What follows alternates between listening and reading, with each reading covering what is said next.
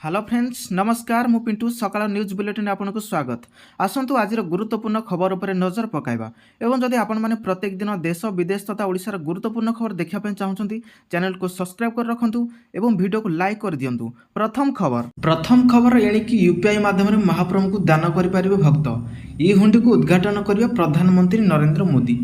श्रीमंदिर प्रशासन पक्षर स्वतंत्र donation cell गठन करा जायछि। जो भक्त माने चाहिए श्रीमंदिर कार्यालय निकट में होइतिबा नुआ डोनेशन सेल गृह को जाई उभय ऑफलाइन और यूपीआई द्वारा महाप्रभु को दान करि परिबे। एही स्वतंत्र डोनेशन सेल रो ई हुंडी स्थापन करा जिवो। श्रीमंदिर कार्यालय निकट को लागि एही सेल रहिबो।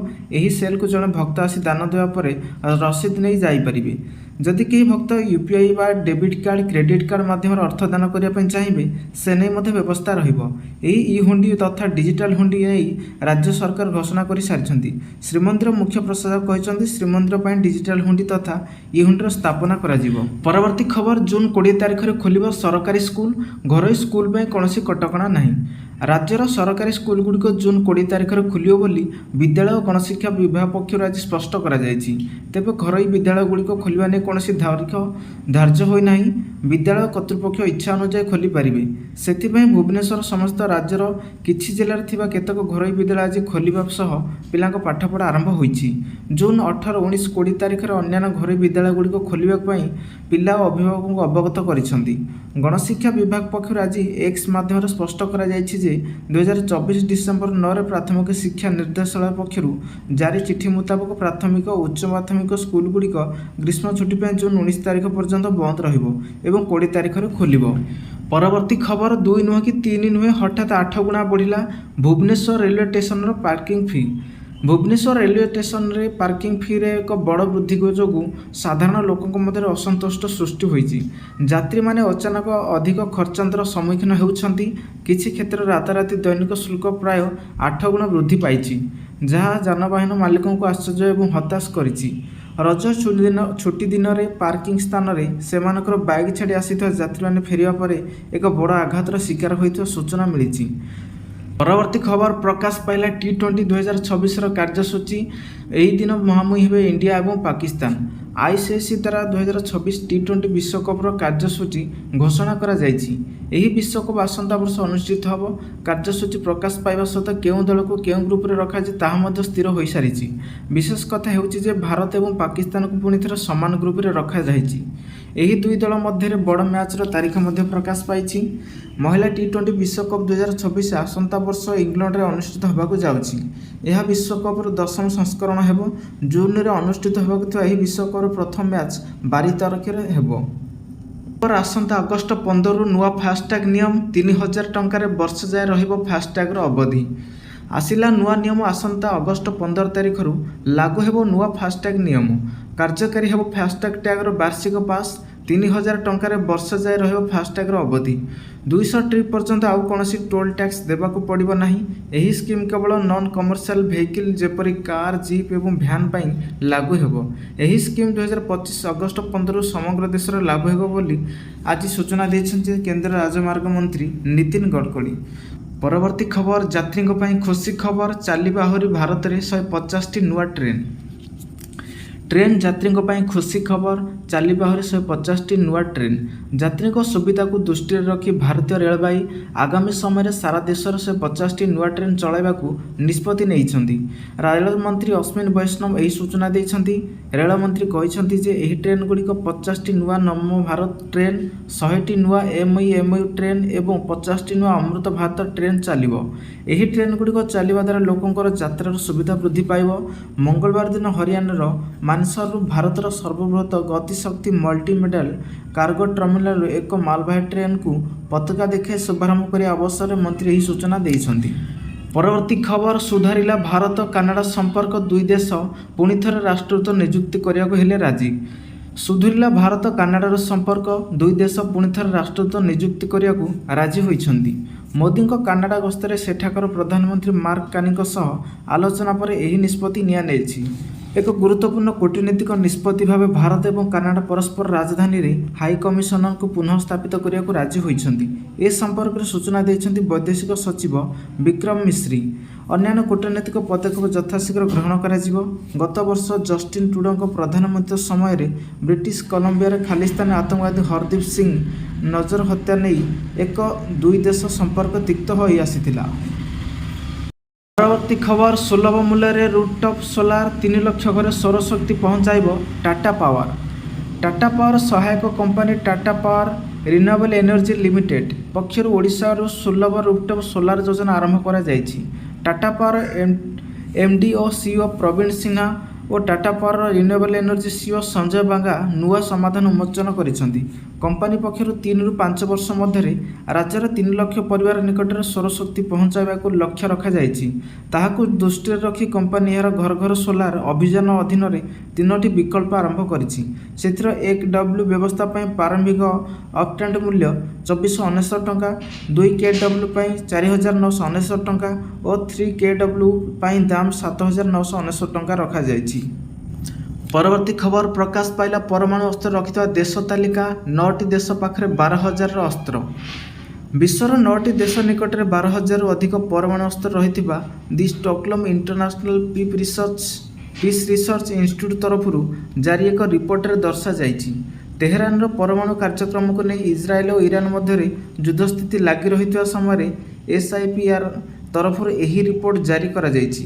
ସେହିପରି ୟୁକ୍ରେନ ରୁଷ ମଧ୍ୟରେ ଯୁଦ୍ଧ ଚାଲିଥିବା ବେଳେ ଏହି ରିପୋର୍ଟକୁ ବହୁତ ଗୁରୁତ୍ୱପୂର୍ଣ୍ଣ ବୋଲି ପରିଗଣିତ କରାଯାଉଛି। SIPRI ରିପୋର୍ଟ ଅନୁଯାୟୀ ପରମାଣୁ ଅସ୍ତ୍ର ହାସଲ କରିବାକୁ ବିଶ୍ୱର ବିଭିନ୍ନ ଦେଶଙ୍କ ମଧ୍ୟରେ ଏକ ପ୍ରକାର ପ୍ରତିଦ୍ୱନ୍ଦ୍ୱିତା ଲାଗି ରହିଛି, ଫଳରେ ଏକ ଭୟାବହ ପରିସ୍ଥିତି ସୃଷ୍ଟି ହୋଇଛି। ଆମେରିକା ନିକଟରେ 5,177ଟି ପରମାଣୁ ଅସ୍ତ୍ର ଥିବାବେଳେ ରୁଷ ନିକଟରେ 5,459ଟି ପରମାଣୁ ଅସ୍ତ୍ର ରହିଛି। ସେହିପରି ଚୀନ ନିକଟରେ 600 ଏବଂ ଭାରତ ପାଖରେ 180ଟି ରହିଛି। ପରବର୍ତ୍ତୀ ଖବର, ବିଶ୍ୱ ନେତାଙ୍କୁ ପଛରେ ପକାଇଲେ ମୋଦି। ବିଶ୍ୱର 23 ଦେଶରୁ ମିଳିଛି ସର୍ବୋଚ୍ଚ ସମ୍ମାନ। ପ୍ରଧାନମନ୍ତ୍ରୀ 2 ଦିନିଆ ଗସ୍ତରେ ତୁର୍କୀର ପଡ଼ୋଶୀ ଦେଶ ସାଇପ୍ରସରେ ପହଞ୍ଚିଥିଲେ। ଏଠାରେ ପ୍ରଧାନମନ୍ତ୍ରୀ ନରେନ୍ଦ୍ର ମୋଦିଙ୍କୁ ସର୍ବୋଚ୍ଚ ନାଗରିକ ସମ୍ମାନ grand cross of the order of Makarios III ପ୍ରଦାନ କରାଯାଇଥିଲା। ରାଷ୍ଟ୍ରପତି ଭବନରେ ରାଷ୍ଟ୍ରପତି ନିକୋସ୍ ପ୍ରଧାନମନ୍ତ୍ରୀଙ୍କୁ ଏହି ସମ୍ମାନ ପ୍ରଦାନ କରିଥିଲେ। ପ୍ରଧାନମନ୍ତ୍ରୀ ସର୍ବୋଚ୍ଚ ନାଗରିକ ସମ୍ମାନ ପାଇବାରେ ବହୁତ ଖୁସି ପ୍ରକାଶ କରିଥିଲେ। ସେ କହିଥିଲେ, ଏହି ସମ୍ମାନ 140 କୋଟି ଭାରତୀୟଙ୍କ ପାଇଁ ଏକ ସମ୍ମାନ। ଏହା ଆମ ଦେଶର ଭାଇଚାରା ଏବଂ ବସୁଧୈବ କୁଟୁମ୍ବକମର ବିଚାରଧାରାର ସମ୍ମାନ। ବିଶ୍ୱର ଅନେକ ଦେଶର ପ୍ରଧାନମନ୍ତ୍ରୀ କିମ୍ବା ରାଷ୍ଟ୍ରପତି ସେମାନଙ୍କ ବନ୍ଧୁତ୍ୱପୂର୍ଣ୍ଣ ଦେଶକୁ ଗସ୍ତ କରନ୍ତି ଏବଂ ସେମାନଙ୍କ ସହିତ ସମ୍ପର୍କ ମଜବୁତ କରିବାକୁ ଚେଷ୍ଟା କରନ୍ତି, କିନ୍ତୁ ବିଶ୍ୱର ପ୍ରଧାନମନ୍ତ୍ରୀ ମୋଦି ଏପରି ଏତେ ଲୋକପ୍ରିୟତା କ୍ୱଚିତ୍ କାହାକୁ ମିଳିଛି। ନରେନ୍ଦ୍ର ମୋଦି 2014ରେ ପ୍ରଧାନମନ୍ତ୍ରୀ ପ୍ରଥମ ଥର ପାଇଁ ହୋଇଥିଲେ। ସେବେଠାରୁ ସେ ବିଶ୍ୱର 23ଟି ସର୍ବୋଚ୍ଚ ସମ୍ମାନ ପ୍ରାପ୍ତ କରିସାରିଛନ୍ତି। ପରବର୍ତ୍ତୀ ଖବର, ଟ୍ରମ୍ପଙ୍କ ବଡ଼ ଘୋଷଣା, ଔଷଧ ଉପରେ ବି ଲଗାଇବେ ସେ ଶୁଳ୍କ। ଆମେରିକାର ରାଷ୍ଟ୍ରପତି ଡୋନାଲ୍ଡ ଟ୍ରମ୍ପ ଏବେ ଔଷଧ ସାମଗ୍ରୀ ଉପରେ ଶୁଳ୍କ ଲଗାଇବାକୁ ଯାଉଛନ୍ତି। ଟ୍ରମ୍ପଙ୍କ ଏହି ଘୋଷଣା ପରେ ଭାରତୀୟ ଫାର୍ମା କମ୍ପାନୀଗୁଡ଼ିକ ସେୟାର ମଙ୍ଗଳବାର 4% ପର୍ଯ୍ୟନ୍ତ ହ୍ରାସ ପାଇଛି।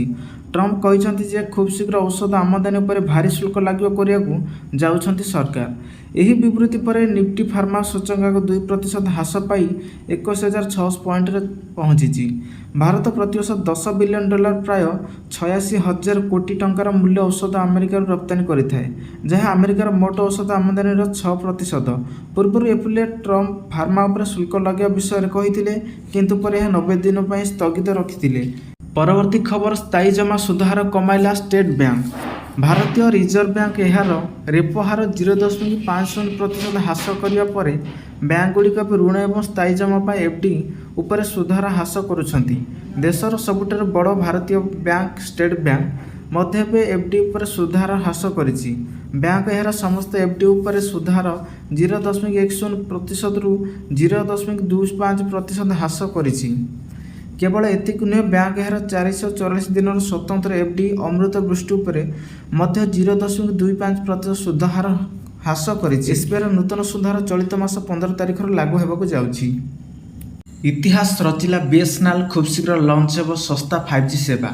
ସରକାରୀ ଟେଲିକମ୍ କମ୍ପାନୀ ଭାରତ ସଞ୍ଚାର ନିଗମ ଲିମିଟେଡ୍ ବୁଧବାର ତାଙ୍କ ଆଧିକାରିକ ଏକ ଏକ୍ସ ହ୍ୟାଣ୍ଡେଲ ଅପକମିଂ 5G ସର୍ଭିସର ନାମ ଘୋଷଣା କରିଛନ୍ତି। BSNL ଏହାକୁ କ୍ୱାଣ୍ଟମ୍ 5G ନାମ ଦେଇଛି। ଏହା ପୂର୍ବରୁ BSNL ଜନତାଙ୍କ 5G ବ୍ରାଣ୍ଡ ପାଇଁ ନାମ ପରାମର୍ଶ କରିବାକୁ କହିଥିଲା। ଏବେ କମ୍ପାନୀ ସେହି ପରାମର୍ଶ ଆଧାରରେ କ୍ୱାଣ୍ଟମ୍ 5G ନାମ ରଖିଛି। ଏନେଇ BSNL ତାଙ୍କ ପୋଷ୍ଟରେ ଲେଖିଛନ୍ତି, ଆପଣ ନାମ ଦେଲେ ଆମେ ଏହାକୁ ସାକାର କଲୁ। ଉପସ୍ଥାପନା କରୁଛୁ ବିଏସ୍ଏନ୍ଏଲ୍ କ୍ୱାଣ୍ଟମ୍ 5G। ସେପଟେ ବିଏସ୍ଏନ୍ଏଲ୍ ଉତ୍ତରପ୍ରଦେଶ ସର୍କଲ ଏକ୍ସ ଆକାଉଣ୍ଟରେ ସୂଚନା ଦେଇଛନ୍ତି ଯେ company quantum 5G FW wireless ସେବା ଉଦ୍ଘାଟିତ ହୋଇଛି। ପରବର୍ତ୍ତୀ ଖବର 20ରେ ଟ୍ୱିନ୍ ସିଟିରେ ସ୍କୁଲ ଛୁଟି ଘୋଷଣା କଲା ଗଣଶିକ୍ଷା ବିଭାଗ। ଆସନ୍ତା 20 ତାରିଖରେ ଓଡ଼ିଶା ଆସୁଛନ୍ତି ପ୍ରଧାନମନ୍ତ୍ରୀ ନରେନ୍ଦ୍ର ମୋଦି। ପ୍ରଧାନମନ୍ତ୍ରୀଙ୍କ ଗସ୍ତକୁ ଦୃଷ୍ଟିରେ ରଖି 20 ତାରିଖରେ ଟ୍ୱିନ୍ ସିଟିରେ ସ୍କୁଲ ଘୋଷଣା କରାଯାଇଛି। କଟକ ଓ ଭୁବନେଶ୍ୱର ମହାନଗରରେ ସମସ୍ତ ସ୍କୁଲ ଛୁଟି ରହିବ। ଏନେଇ ଗଣଶିକ୍ଷା ବିଭାଗ ପକ୍ଷରୁ ଖୋର୍ଦ୍ଧା କଟକ ଜିଲ୍ଲା ଶିକ୍ଷାଧିକାରୀଙ୍କୁ ଚିଠି କରାଯାଇଛି। ପ୍ରଧାନମନ୍ତ୍ରୀଙ୍କ ଗସ୍ତ ଦୃଷ୍ଟିରୁ ସ୍କୁଲ ଛୁଟି ରଖିବାକୁ ନିର୍ଦ୍ଦେଶ ଦିଆଯାଇଛି। ସରକାରଙ୍କ ବର୍ଷପୂର୍ତ୍ତି ପାଇଁ ବିପୁଳ ଜନସମାଗମ ହେବ। ଟ୍ରାଫିକ୍ ସମସ୍ୟା ଆଶଙ୍କା କରି ସ୍କୁଲ ଛୁଟି ପାଇଁ ବିଭାଗ ନିଷ୍ପତ୍ତି ନେଇଛି। ପରବର୍ତ୍ତୀ ଖବର ସମଲେଇ ଦର୍ଶନ ପାଇଁ ଅନଲାଇନ୍ ବୁକିଂ ଐତିହ୍ୟ ଓ ସଂସ୍କୃତି ସମ୍ପର୍କରେ ଆପ୍ରେ ରହିବ ତଥ୍ୟ। ସମ୍ବଲପୁରରେ ମା ସମଲେଇଙ୍କ ମନ୍ଦିରରୁ ପକ୍ଷରୁ ଆରମ୍ଭ ହେବାକୁ ଯାଉଛି ସ୍ୱତନ୍ତ୍ର ଆପ୍। HDFC ବ୍ୟାଙ୍କ ସହାୟତାରେ ଏହି ଆପ୍ ତିଆରି ଚାଲିଛି। ଦୂରଦୂରାନ୍ତରୁ ଆସୁଥିବା ଭକ୍ତ ଆପ୍ରେ ପୂର୍ବରୁ ଧାଡ଼ି ଦର୍ଶନ, ଭୋଗ ଓ ଯାତ୍ରୀ ନିବାସ ପାଇଁ ବୁକିଂ କରିପାରିବେ। QR ମାଧ୍ୟମରେ ମନ୍ଦିରରୁ ଭୁକ୍ତ ଅର୍ଥଦାନ ମଧ୍ୟ ହେବ ସହଜ। ଏଥିପାଇଁ ମଧ୍ୟ HDFC ବ୍ୟାଙ୍କ ସହ କଥାବାର୍ତ୍ତା ସରିଛି। ଆପ୍ ତିଆରି ଚାଲିଥିବା ସମଲେଶ୍ୱରୀ ମନ୍ଦିର ଟ୍ରଷ୍ଟ ବୋର୍ଡ ସଭାପତି କହିଛନ୍ତି। ପୂର୍ବରୁ କୋରାପୁଟ ଜଗନ୍ନାଥ ମନ୍ଦିର ଓ ଇସ୍କନ ମନ୍ଦିର ପାଇଁ ଅନଲାଇନ୍ ଆପ୍ କାର୍ଯ୍ୟକାରୀ ହୋଇସାରିଛି, ଯାହା ଶୃଙ୍ଖଳିତ ଦର୍ଶନ ସହ ଆନୁଷଙ୍ଗିକ ସେବା ଯୋଗାଇ ଦେବାରେ ସଫଳ ହୋଇଛି। ପରବର୍ତ୍ତୀ ଖବର ନିର୍ବାଚନ ଆୟୋଗଙ୍କ ନୂଆ ବ୍ୟବସ୍ଥା। ମାତ୍ର 15 ଦିନ ମଧ୍ୟରେ ପହଞ୍ଚାଇବେ ଭୋଟର ପରିଚୟ ପତ୍ର। ନିର୍ବାଚନ ଆୟୋଗ ବୁଧବାର ଘୋଷଣା କରିଛନ୍ତି ଯେ ଏଣିକି ଭୋଟର ପରିଚୟ ପତ୍ର 15 ଦିନ ମଧ୍ୟରେ ଭୋଟରଙ୍କ ପାଖକୁ ପହଞ୍ଚାଇ ଦିଆଯିବ, ଯାହା ପୂର୍ବରୁ ଲାଗୁଥିବା ସମୟରୁ ଅଧିକ ପ୍ରାୟ କମାଇ ଦିଆଯାଇଛି। ଅଧିକାରୀମାନେ ଜଣାଇଛନ୍ତି ଯେ ଏହା ପୂର୍ବରୁ ଭୋଟର ପରିଚୟ ପତ୍ର ଭୋଟରଙ୍କ ପହଞ୍ଚିବା ପାଇଁ 1 ମାସରୁ ଅଧିକ ସମୟ ଲାଗୁଥିଲା। ଇସି କହିଛନ୍ତି ଯେ ଆଗୁଆ ଭୋଟରଙ୍କ ନାମ ନାମାଙ୍କନ କିମ୍ବା ପୂର୍ବରୁ ଥିବା ଭୋଟରଙ୍କ ବିବରଣୀରେ ପରିବର୍ତ୍ତନ ପରେ 15 ଦିନ ମଧ୍ୟରେ ଭୋଟର ପରିଚୟ ପତ୍ର ପହଞ୍ଚାଇବାକୁ ଏକ ନୂଆ ଷ୍ଟାଣ୍ଡାର୍ଡ ଅପରେଟିଂ ପ୍ରୋସିଜର ପ୍ରଚଳନ କରାଯାଇଛି। ପରବର୍ତ୍ତୀ ଖବର 6.5% ହାରରେ ବଢ଼ିବ ଦେଶର ଅର୍ଥନୀତି। ଫାଇନାନ୍ସିଆଲ ଇୟର 2026 ପାଇଁ ଇକ୍ରାର ଅନୁମାନ। ଚଳିତ ଆର୍ଥିକ ବର୍ଷ 2025-26 ପାଇଁ ଭାରତର ବାସ୍ତବିକ ଘରୋଇ ଉତ୍ପାଦ GDP ବୃଦ୍ଧି ହାର 6.5%ରୁ ଅଧିକ ରହିବ। ପ୍ରତିଷ୍ଠିତ ରେଟିଂ ଏଜେନ୍ସି ଇକ୍ରା ଏହି ଅନୁମାନ କରିଛି। ଏଜେନ୍ସି ନିଜ ଆକାଉଣ୍ଟରେ କହିଛି ଯେ ଏହି ଅବଧିରେ ଦେଶର GVA ବୃଦ୍ଧି 6.3%ରୁ ଅଧିକ ରହିବ। GDP ଦେଶର ଭିତରେ ଉତ୍ପାଦିତ ବସ୍ତୁ ଓ ସେବାର ମୋଟ ମୂଲ୍ୟକୁ ନିର୍ଦ୍ଧାରିତ କରୁଛି। ଅନ୍ୟପଟେ GVA ଉତ୍ପାଦିତ ବସ୍ତୁ ଓ ସେବାର ମୋଟ ମୂଲ୍ୟ ମଧ୍ୟବର୍ତ୍ତୀ ବସ୍ତୁ ଓ ସେବାର ଖର୍ଚ୍ଚ ହ୍ରାସ ପରେ ମିଳିଥାଏ। ରିପୋର୍ଟରେ ଖାଉଟି ମୂଲ୍ୟ ସୂଚକାଙ୍କ ଆଧାରିତ ଦର ବୃଦ୍ଧି ହାର 4.2%ରୁ ଅଧିକ ରହିବା ନେଇ ଅନୁମାନ ରହିଛି। ପରବର୍ତ୍ତୀ ଖବର ଅଣସର ପିଣ୍ଡିରେ ଚାଲିଛି ମହାପ୍ରଭୁଙ୍କ ଗୁପ୍ତ ସେବା। ଧୀରେ ଧୀରେ ସୁସ୍ଥ ହେଉଛନ୍ତି ଶ୍ରୀମନ୍ଦିରରେ ମହାପ୍ରଭୁ ଜଗନ୍ନାଥ। ଆସନ୍ତା 27 ତାରିଖରେ ବିଶ୍ୱପ୍ରସିଦ୍ଧ ଘୋଷଯାତ୍ରା। ଏହା ପୂର୍ବରୁ ଅଣସରରେ ଅଛନ୍ତି ମହାପ୍ରଭୁ। ଗୁପ୍ତ ସେବା ଚାଲିଛି ଓ ଧୀରେ ଧୀରେ ସୁସ୍ଥ ହେଉଛନ୍ତି ମହାପ୍ରଭୁ। ନେତ୍ରୋତ୍ସବ ପରେ ହେବ ଘୋଷଯାତ୍ରା। ଶ୍ରୀଜୀଉଙ୍କ ସେବା ହେଉଛି ଦଇତାପତିଙ୍କର ଗୋଷ୍ଠୀଗତ ସେବା। ଦଇତାପତି ବଂଶରେ ଜନ୍ମିତ 21 ଦିନର ପିଲାଙ୍କୁ ମିଳିଥାଏ ସେବା ପୂଜାର ଅଧିକାର। ବିନା ଅନୁମତିରେ ଶିଶୁପୁତ୍ର ଅଣସର ଷଷ୍ଠୀଠାରୁ ଦଶମୀ ଭିତରେ ଶ୍ରୀମନ୍ଦିର ଯାଇ ମହାପ୍ରଭୁଙ୍କ ଦର୍ଶନ ଆଶୀର୍ବାଦ ନେଇ ସେବକ ଭାବେ ପରିଗଣିତ ହୋଇଥାନ୍ତି। ଅନବସର ଘରେ ଦଇତାପତି ଦ୍ୱାରା ଗୁପ୍ତ ସେବା କରାଯାଇଥାଏ। ଏକ ବସ୍ତ୍ର ହୋଇ ଦଇତାପତିମାନେ ସେବା କରିଥାନ୍ତି। ନବକଳେବର ମହା ଅନବସର ଓ ସ୍ନାନଯାତ୍ରା ପରେ 15 ଦିନ ଅଣସର ହେଉଥିବାରୁ ମହାପ୍ରଭୁଙ୍କ ଶ୍ରୀଅଙ୍ଗ ସେବକ ଭାବେ କାର୍ଯ୍ୟ କରିଥାନ୍ତି ଦଇତାପତି ସେବକ।